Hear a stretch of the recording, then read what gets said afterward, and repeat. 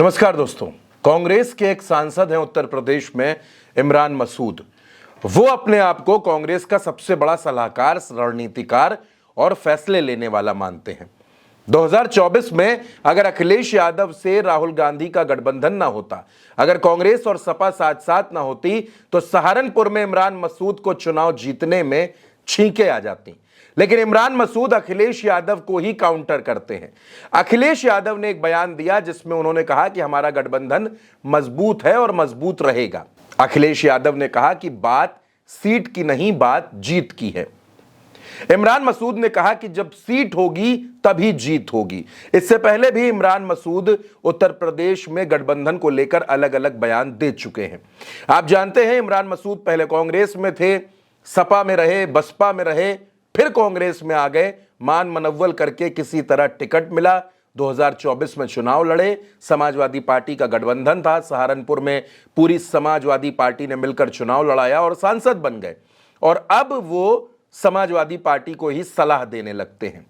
लेकिन इमरान मसूद को बड़ा झटका लगा है दोस्तों। अभी तक वो खूब सलाह दे रहे थे कि गठबंधन में कितनी सीटें मिलनी चाहिए, कौन कहां से चुनाव लड़ेगा, कितनी सीटें मिलेंगी, सहारनपुर में क्या होगा। लेकिन इन दिनों बड़े खामोश हैं दोस्तों। बताया तो यह जा रहा है कि अखिलेश यादव इमरान मसूद के इन तमाम बयानों से नाराज थे और अपनी नाराजगी उनको जहां कहनी थी उन्होंने कह भी दी।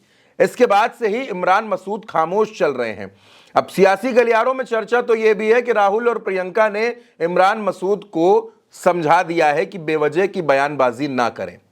अब दोस्तों, अगर आप देखें तो इमरान मसूद और अजय राय, ये वो दो नेता हैं जो गठबंधन को लेकर, उत्तर प्रदेश के चुनाव को लेकर अक्सर बयान देते रहते हैं। जबकि राहुल गांधी और अखिलेश यादव दोनों इस मसले पर कुछ नहीं बोलते। वो सिर्फ इतना कहते हैं कि गठबंधन मजबूत था और आगे भी हम मजबूती से चुनाव लड़ेंगे।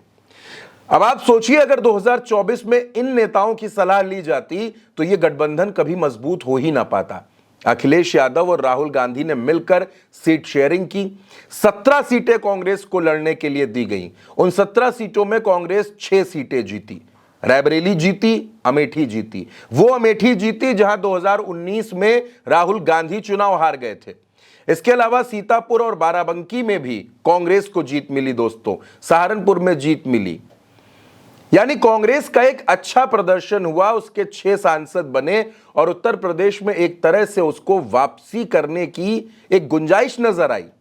समाजवादी पार्टी ने पूरी मदद की।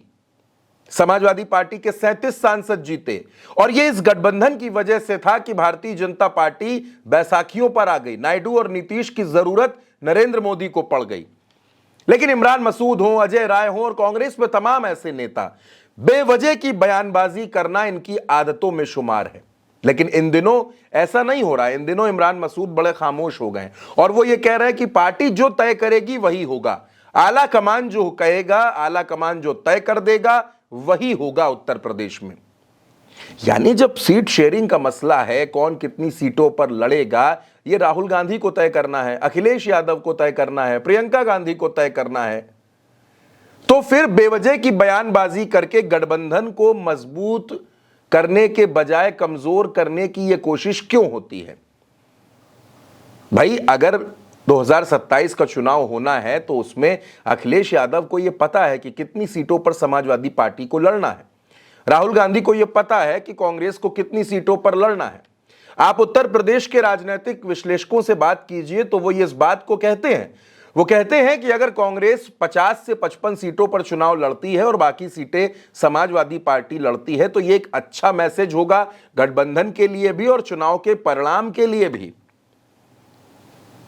जिस तरह राहुल गांधी, अखिलेश यादव मिलकर उत्तर प्रदेश में पीडीए समाज के लिए जो काम हो रहा है, पीडीए को जोड़ने पर अखिलेश यादव का फोकस है, अगर उस मिशन में कांग्रेस ईमानदारी से लग जाती है, मेहनत करती है, तो दोस्तों 2027 का चुनाव भारतीय जनता पार्टी के लिए आसान नहीं रहेगा और यह चुनाव बहुत दिलचस्प होगा।